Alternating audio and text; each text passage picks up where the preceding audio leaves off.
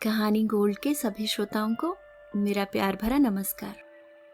आइए दोस्तों, सुनते हैं हिंदी साहित्य जगत की वरिष्ठ लेखिका डॉक्टर उर्मिला शिरीष जी की लिखी कहानी वानप्रस्थ। दोस्तों, डॉक्टर उर्मिला शिरीष जी हिंदी साहित्य की एक प्रतिष्ठित वरिष्ठ कथाकार, उपन्यासकार और समीक्षक हैं। वह अपनी संवेदनशील कहानियों और मध्यम वर्गीय समाज, विशेषकर महिलाओं के जीवन और उनके संघर्षों के यथार्थवादी चित्रण के लिए जानी जाती हैं। उनकी कहानी पत्थर की लकीर पर दूरदर्शन द्वारा एक टेलीफिल्म का निर्माण भी किया जा चुका है। इसके अलावा देश के कई विश्वविद्यालयों में उनके साहित्य और कथा लेखन पर शोध कार्य हो चुके हैं। तो आइए सुनते हैं उन्हीं की लिखी एक कहानी वानप्रस्थ। अम्मा आ रही हैं। सुनकर उसके कान चौकन्ने हो गए, भावें तन गई और झुंझलाहट का गुबार चेहरे की सहजता को ले उड़ा। अम्मा आ रही हैं और उनके साथ आ रहा है सारा तामझाम। घर की सारी व्यवस्था में उलटफेर करना होगा। पूरा एक कमरा चाहिए अम्मा को। इसके लिए यह जरूरी है कि कुछ चीजों को दूसरी जगह शिफ्ट किया जाए, जबकि वह गमलों तक को दूसरी जगह नहीं रख सकती। कहाँ रखूं सामान? कहाँ जमेगा पलंग? इतने से घर में इतने लोग कैसे रहेंगे? बात बात पर गुस्सा आ रहा है उसे। अम्मा के आने को रोक भी तो नहीं सकती। कैसे कहे पति से? उसकी माँ आकर रहती हैं तो पति कुछ नहीं कहता। फिर अम्मा के लिए विरोध जताना कितना हल्का लगेगा। वैसे अब तक अम्मा अकेली ही रह रही थी। जब तक हाथ पैरों में दम रहा, स्वयं को संभालती रही। कभी नहीं कहा कि मैं यहाँ अकेली हूं, मुझे देखने आओ, या मैं यहाँ आकर रहना चाहती हूं। क्या हो गया है अम्मा को? उसने जानना चाहा। बुढ़ापा है, कई तरह की तकलीफें हैं। बताती तो समय पर इलाज हो जाता। अकेली पड़ी रही। यहां रहती तो यह सब न होता। ऐसे में वहां कुछ हो गया तो लोग क्या कहेंगे? तो यहां लाकर रखते क्यों नहीं? क्या मेरी वजह से? मुझे मालूम था तुम यही कहोगे। तुम हर बात खुद पर क्यों लेती हो? कब तक रहेंगी? शिल्पा के मुंह से निकल पड़ा। कब तक रहेंगी मतलब? अशोक ने चिढ़कर कहा। क्या आप भी चाहती हो कि वे कुछ दिन रहकर चली जाएं? मेरा मतलब था सामान परमानेंट शिफ्ट करूं या? वे यहीं रहेंगी, अशोक ने दृढ़ता के साथ कहा। बीच का कमरा ठीक रहेगा? नहीं, स्टडी रूम में भी नहीं। बेडरूम में अम्मा को रखा नहीं जा सकता। बरामदे में गमले रखे हैं। पीछे वाले बरामदे में डिंगी कुतिया रहती है। ड्राइंग रूम में पलंग डालकर सो सकती हैं। और दिन में कहाँ जाएंगी? बरामदे में बैठी रहेंगी। जैसे जैसे वह सोचती जा रही थी, उसके दिमाग में तनाव बढ़ता जा रहा था। उसको अपने व्यवस्थित घर में अम्मा का रहना बड़ा अव्यवस्थित लग रहा था।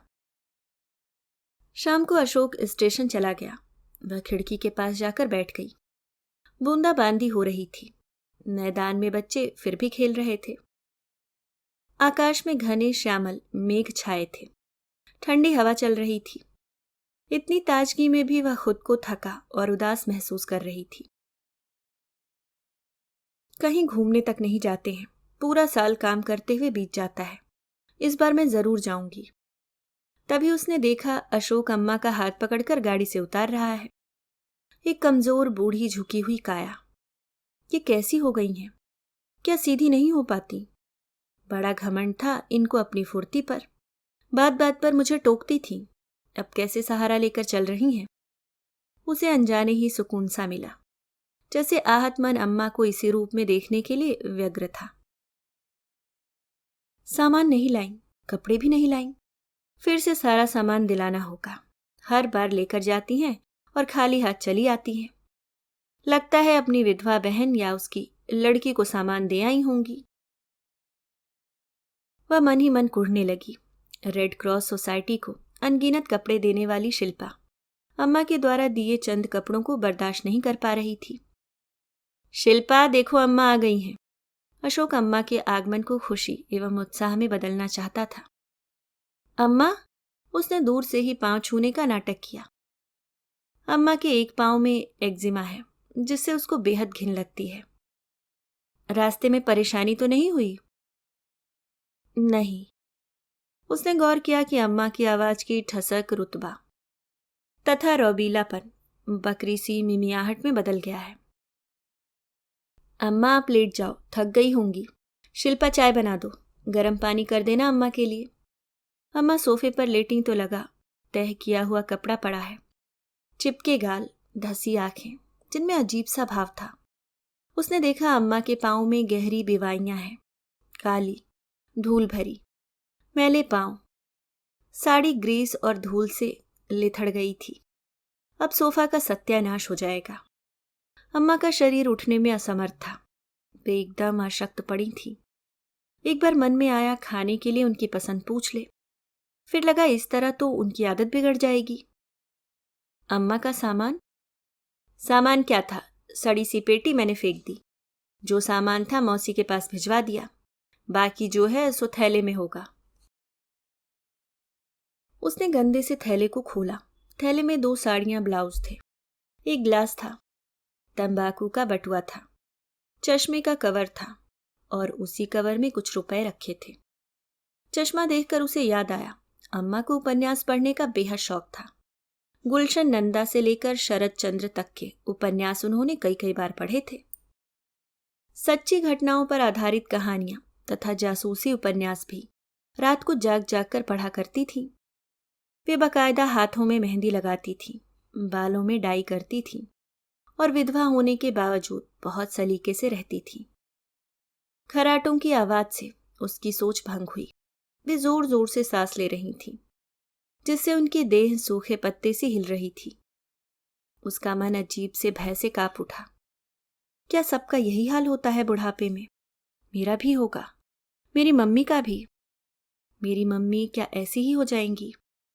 पता नहीं भाभी ख्याल रखती होंगी या नहीं। उसने घड़ी देखी, 9 बजने में देर थी। मम्मी से बात कर लूं, पता नहीं कैसी होंगी। उसने फोन लगाया। मम्मी आप कैसी हो? तबीयत कैसी है? मुझे आपकी बहुत चिंता हो रही है। आपको कोई तकलीफ तो नहीं है? भाभी और बच्चे ख्याल रखते हैं ना? देखो मम्मी, आप ठीक से रहना, अपना ख्याल रखना। पैसों की कमी हो तो मुझे लिखना, मैं हूं ना। क्यों रो रही हो? बोलो। अच्छा, मैं कल फिर फोन करूंगी। ठीक है ना? नहीं मम्मी, रोना नहीं, मैं जल्दी ही आऊंगी। ठीक है? फोन रखते वक्त उसके हाथ कांप रहे थे और मन व्यथा से भरा था। आवेग में आंसू न थाम सकी। खाना बनाकर निपटी तो देखा अम्मा जाग गई। अम्मा खाना बन गया है, उठिए। उसकी गोद में डिंगी लेटी थी। वह उसकी गर्दन तथा पीठ सहला रही थी। बहुत ठंड लग रही है, चलो कंबल में छुपकर लेट जाओ। बार बार कंबल फेंक देती है शैतान कहीं की। उधर ठंड के मारे अम्मा की पीठ अकड़ गई थी। पांव सुन्न हो गया था, एक एक नस तड़क रही थी। उन्हें लग रहा था कोई उनकी पीठ सहला दे या उठाकर बैठा दे, लेकिन कहें किससे? अशोक पेपर पढ़ रहा था, बच्चे होमवर्क कर रहे थे। अम्मा चलिए, आप हाथ मुंह धो लीजिए। उसे लग रहा था कहीं अम्मा बिना हाथ मुंह धोए खाना न छू लें या पानी के मटके में हाथ न डाल दें। अशोक और बच्चों ने खाना खा लिया? आप खा लीजिए, हम लोग बाद में खाएंगे। न चाहते हुए भी डाइनिंग टेबल पर जा बैठी। ठंड के मारे उनकी देह कांप रही थी। स्वेटर में ठंड बच नहीं रही थी। शॉल उनके पास था नहीं। डिंगी बड़ा सुंदर और मोटा कंबल ओढ़ती है। शिल्पा के पास अनगिनत स्वेटर, शॉल तथा कोट है, मगर उससे मांगने की हिम्मत नहीं पड़ती। डाइनिंग टेबल उन्हें सोने जंगल सी लग रही थी, जहां सन्नाटा था, अनमनापन था। गांव में खाना खाते वक्त इस तरह अकेली न होती थी। कुत्ता दरवाजे के पास बैठा रहता था। उनके खाने के दौरान वह आवाजें निकाल निकाल कर खाने की चीजें अधिकार पूर्वक मांगता था। बिल्ली गेहूं के बोरे पर लेटी रहती थी। बगल के कमरे में गाय रोथनी करती रहती थी। उन्हें खाना ठीक नहीं लग रहा था। तेज मसालों वाला खाना वे नहीं खाती हैं। दूध है क्या? दलिया बनाती हो? दूध तो नहीं है अम्मा, बच्चों ने पी लिया। सोते वक्त दूध पिए बिना उन्हें नींद नहीं आती। थोड़ा सा सुबह की चाय के लिए है। डिंगी दूध रोटी के अलावा कुछ खाती नहीं।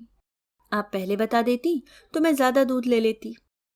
मुंह का कौर अम्मा के गले में अटक गया।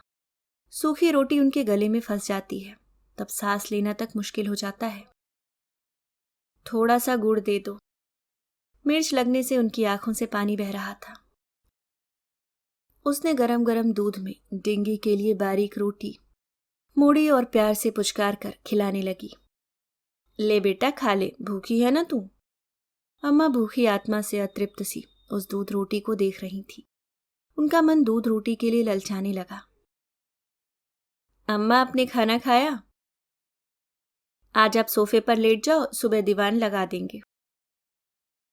फिर सोफा कहाँ रखेंगे?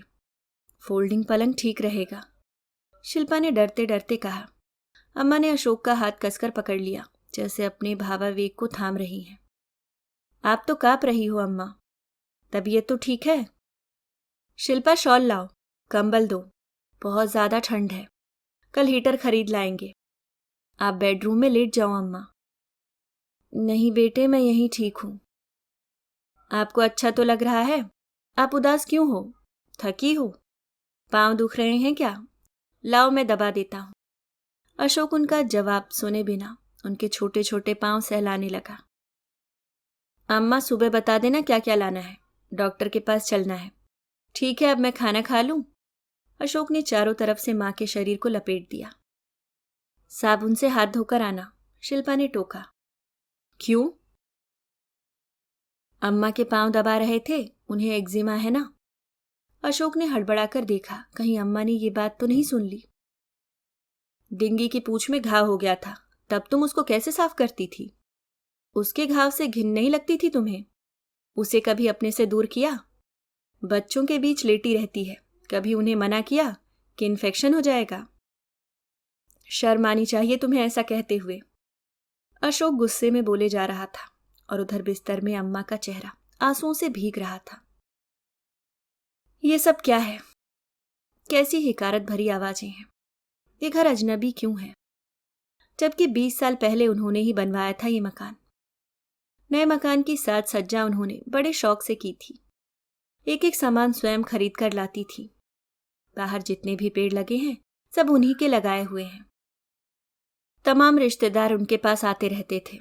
बाप बेटों में जरा भी नहीं बनती थी। बात बात पर झगड़ा होता था। इन दोनों के बीच वे पिसती रहती थी। बेटे का पक्ष लेती तो पति का पारा सातवें आसमान को छू जाता। पति ताने मार मार कर रुलाते रहते थे और पति का पक्ष लेती तो बहू बेटे की बातें सुननी पड़ती थी। इन लोगों ने कभी नहीं सोचा था कि इन सब बातों के बीच वे कितनी मानसिक यातना झेलती थी। इसलिए जब पति अलग होकर गांव गए तो उन्होंने उनके साथ रहना ही बेहतर समझा था। तब पति और बेटा था और आज बेटा और बहू के बीच वे पिस रही। अम्मा, अशोक ने आवाज लगाई तो वे चुप साथ गईं। कहीं अशोक उन्हें रोता हुआ न देख ले। सुबह उठी तो धूप बरामदे में आ गई थी। शिल्पा डिंगी को घुमाने ले जा रही थी।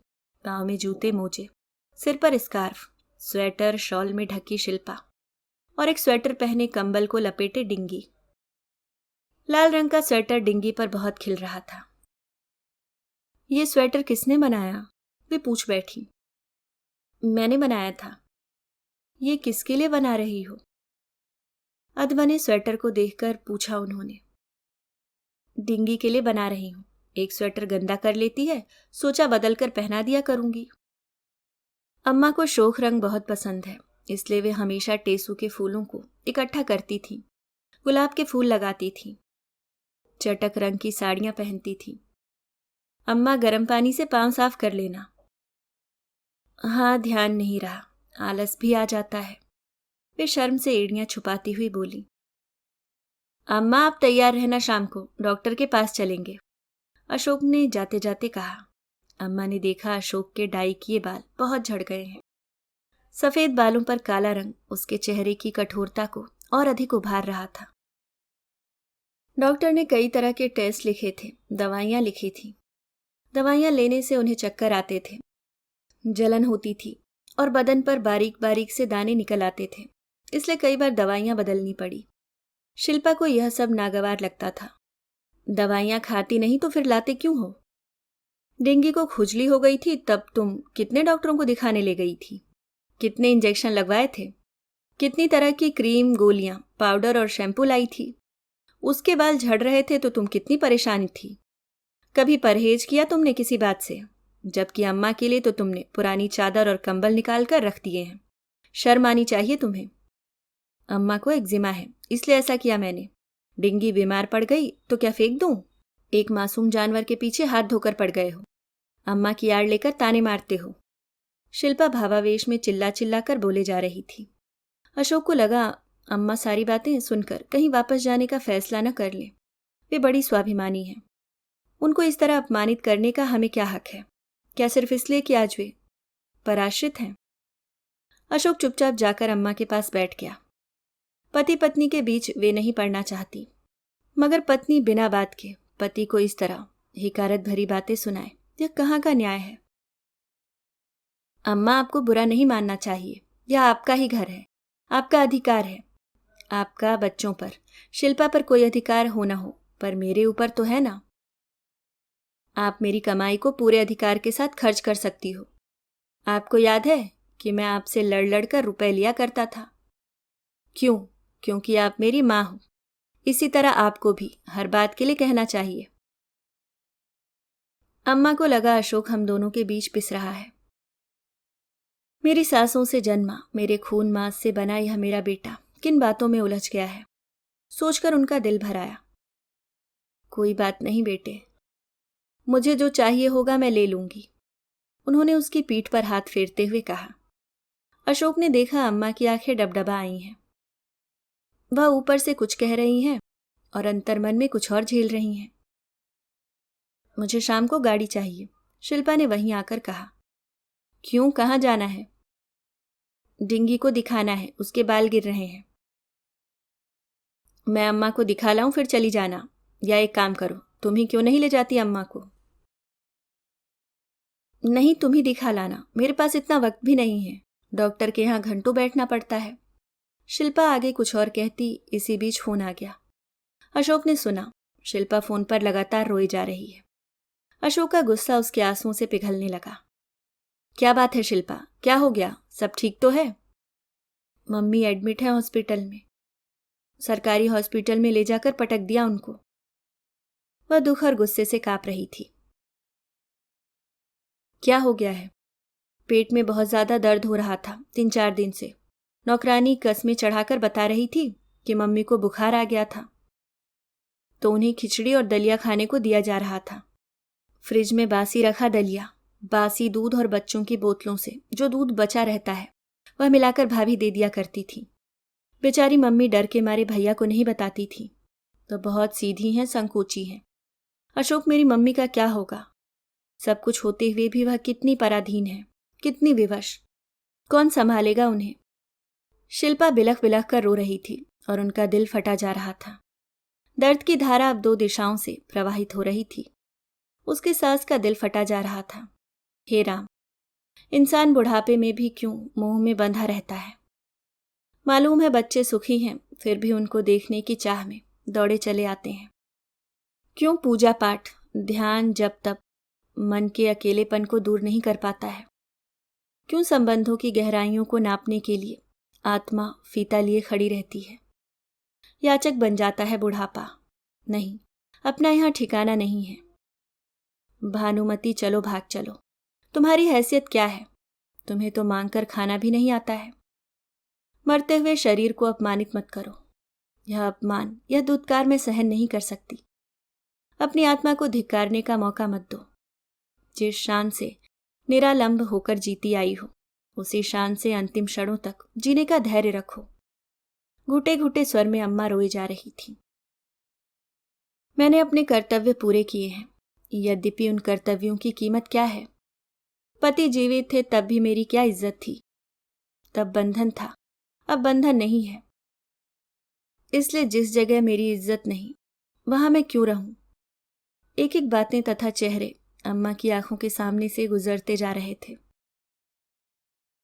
एक अंतिम दृश्य आकर ठहर गया।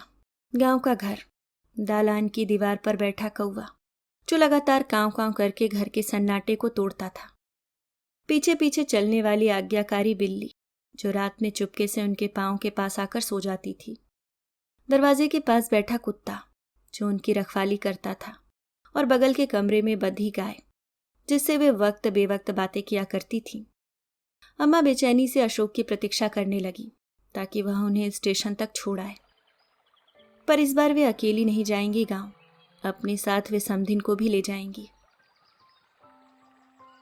अभी आप सुन रहे थे हिंदी साहित्य की वरिष्ठ लेखिका डॉक्टर उर्मिला शिरीष जी की लिखी कहानी वानप्रस्थ। उम्मीद करती हूँ दोस्तों कहानी आपको पसंद आई होगी। अगर आप चैनल पे नए हैं तो सब्सक्राइब करना ना भूलें। मिलती हूँ किसी और नई कहानी के साथ, तब तक के लिए मुस्कुराते रहिए। धन्यवाद।